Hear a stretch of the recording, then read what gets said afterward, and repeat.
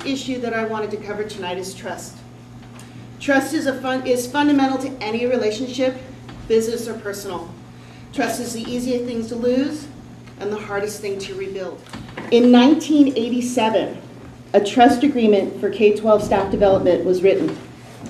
In 1992, a trust agreement on shared decision-making and a guide for use was developed. The Federation and the district at that time were true partners in collaboration and true visionaries. It is clear from these agreements that PCS was once dedicated to its teachers and students, was dedicated to collaboration, was dedicated to trust.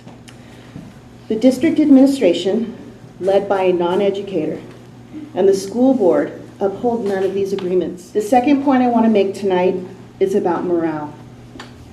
Again, I've been an educator for 22 years, 21 in this district. My own children attend our schools, and I have never seen so much asked of our teachers with so little support and respect. I asked for the board and the district to reevaluate their current policies. They must again be true partners in collaboration with the Federation. They must regain our trust. Thank you.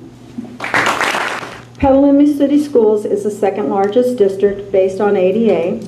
When we look at beginning salaries, a beginning teacher in our district is 22nd out of 30 as far as salaries. And we rank 14th in Sonoma County for average teacher salary. There are 11 other districts in Sonoma County that have higher employee contributions to health benefits. But when we look at the superintendent's salary, it reveals that he is the third highest paid superintendent in the county. If you adjust for health and welfare cost, he's number 2. And I want to point out this contract was negotiated while our members were taking cuts and students were losing instructional days. Please don't think this is just about money. It's about respect and, quite frankly, effective leadership. I was at a district level committee meeting last week when a district level administrator told a group of teachers that we were brain dead. Worse than the insults was the complete lack of organization and purpose for the meeting. Teachers, including myself, were taken away from their students and from their classrooms, and there was nothing gained from the afternoon. This is not an isolated incident. Sadly, it's our new norm. Recent letters and editorials in our local paper suggest that the hardworking teachers of Petaluma should be reasonable. Claims that the teachers should be reasonable do not take into consideration both sides of a complicated issue. On the surface, the public is being told that we cannot move forward because the union wants to allow its members to observe negotiation sessions.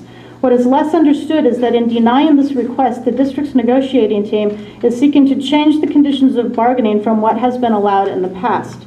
The fundamental issue is not about the observers. What started as an effort to invite teachers on summer break to observe the process, as we have on other occasions, has become a point on which Mr. Bowman cannot move past in order to save some kind of face. Mr. Bowman has been quoted as saying that he feels it is not appropriate to have teachers in the room who neither understand the negotiation process nor its history. He consistently insults our intelligence on this and other points when he treats us as though we cannot understand the intricacies of our own contract.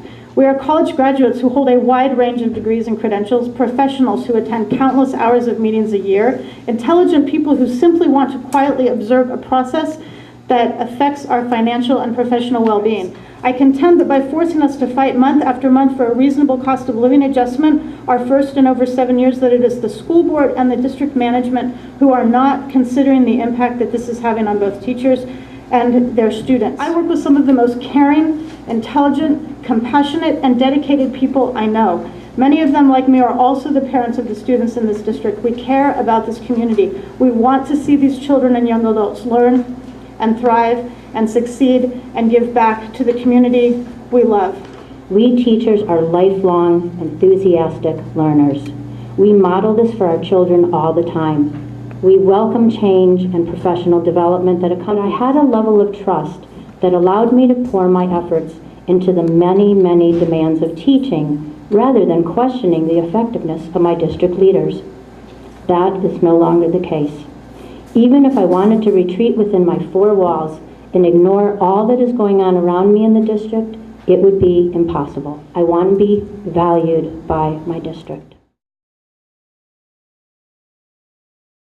In terms of the big picture, our state economy is in a recovery mode and significant investments are being made in K-12 education. This is not a time of cuts, but a time of restoration. And teachers and school employees, many of whom took furlough days and pay cuts during the recession, deserve to benefit from our overall improved economic picture. In terms of how this improved economic picture impacts Petaluma, Petaluma City Schools saw its total revenue increase by $3.6 million between 2012-13 and 2013-14. Between 2013-14 and 2014-15, total revenues are projected to increase by another $2.5 million. In addition, Petaluma City Schools has more than enough money in reserves. The state requires that a district of this size maintain a reserve of 3% at all times. According to the 2014-15 approved budget, Petaluma City Schools would end this year with 11% in reserves. Furthermore, on the reserves issue, as part of the recently passed Proposition 2, a cap on district reserves was placed into law. This cap, while not enacted yet, places a limit on district reserves being no more than 2 to 3 times the state requirement. With an 11%, Petaluma is well above this cap. It is time for the district to negotiate in good faith with its employees. Petaluma can and should provide a fair raise to its teachers, allowing them to support their families and provide the best quality education possible for their students. Thank you. Literally are part of my family. They help me raise my children. And I think that most parents would agree that our teachers are playing an incredibly critical role in the development of our children. And they deserve our support. They deserve parents to show up and stand up in solidarity with them, because this is about the community. It's more than about the teachers. It's about the children. It's about the families that rely on these teachers putting their best foot forward day after day after day. As I started talking to teachers and school administrators, what I heard was really alarming. I heard that teachers felt marginalized and that morale was at an all-time low. And I diagnosed it as a toxic work environment. I diagnosed that based on a lot of research in toxic work environments and their implications on performance. Toxic work environments are characterized by environments where there's low psychological safety. And I think that that's what our teachers are facing, is working conditions where there's really low psychological safety. And I'm very concerned about that. I think they feel a lack of respect and support from the district. Despite what the Argus Courier wants to portray, that I believe words that I read were the teachers were being bullies and they were full of vitriol. That feels really unfair. It feels like it's an unjust portrayal of who our teachers are. I see them as committed professionals working in solidarity to effect needed change in the district. That makes them heroes, not bullies. What sort of district do we want to be? What sort of future do we want to create? And do we want to be a district that shows strong support for its teachers, recognizing their commitment, their sacrifice, their time, their talents with equitable pay? That's the district I want. That's the district I'm willing to fight for, and I suspect that that's the district that the teachers want as well. Choose public education over private education because it strengthens us as a community and as a nation when people are working together for the greater good of everybody. I feel that I'm an informed member of my school's community, and that said, I had no idea the level of upset and discomfort my child's educators are dealing with in their workplace and in their communications and negotiations with their employer, and that upsets me. But honestly, I'm not surprised that I didn't know, because that is the kind of educators our teachers are. They are professionals, they are top-notch, they are dedicated, they are caretakers of our children. I'm really trying not to cry. This is a really important issue for me. They would not let contract negotiations or an employment situation impact their classroom or their teaching. They exhibit a level of dedication that I admire and that deserves to be rewarded and reciprocated. I hear that our teachers are tired. I hear they are disheartened. I hear they are stressed, and honestly, that upsets me and sickens me.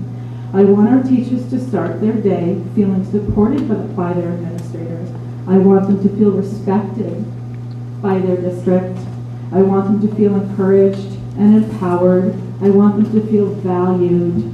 I want my daughter's teacher to enter her classroom at 8 a.m. thinking not about paychecks and pay increase freezes and disrespect in the workplace. I want her to enter that classroom thinking about how she will inspire my child and her peers to learn.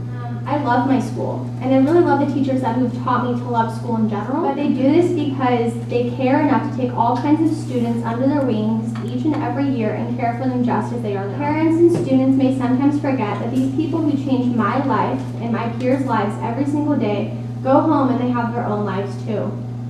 This wear and tear of the conditions that they are in now may change all of this, because believe it or not, these humans that act like superheroes on a daily basis, they can break too.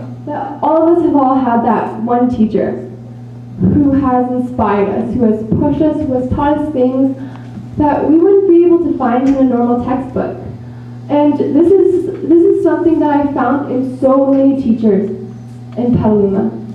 I've had so many great teachers at Corona Creek, at Kenilworth, and at Casa Grande, and I cannot think of them enough for leading me on this pathway towards a great education lifetime. And not only are they our teachers, but they are our biggest supporters. When I was 5 years old, my father had a stroke and I spent my years growing up watching my father bedridden and watching my mother take care of my father. So the closest relationship I had with anyone was with my teacher. And she was like a second parent to me, and it was just so great to see how supportive she was of me. And so I can really say that teachers sacrifice so much of their time, resources, and energy for their students. Our students are our futures. We are your future entrepreneurs. We are your future judges. We are your future doctors and lawyers. But we are also your future homeless people and criminals. And the thing is that teachers are the people who are taking these students who are on their way to homelessness and taking them out of that pathway and inspiring them to dream big, inspiring them to do things